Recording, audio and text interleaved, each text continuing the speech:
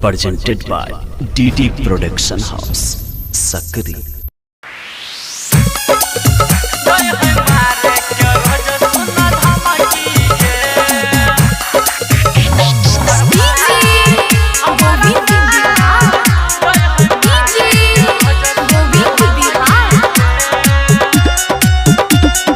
Presented by DD Production House, Sakri. मिल के time दो के मिलैल नहीं अलही कलियो फोन तोरा नंबर पे नहीं उठलही कौन बात के तोरा छौसन की रे कौन बात के तोरा छौसन की रे बोला तोहर भाई हमारा सार दे हमारे के रोज सुना धमकी गे तोहर भाई हमारा सार दे हमारे के रोज सुना धमकी गे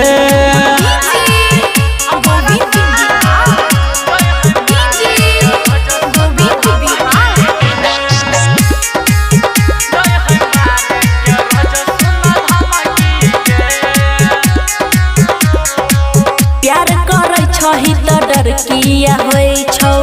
हमर दिल तोरे पर मरै छौ बाबू सुन जिंदगी रहतै त फिर प्यार होतै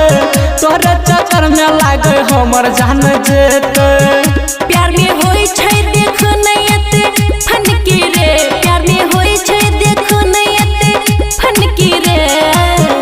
तोहर भाई हमारा सार दे हमारे के रोज सुन धमकी गे तोहर भाई हमारा सार दे हमारे के रोज सुन धमकी गे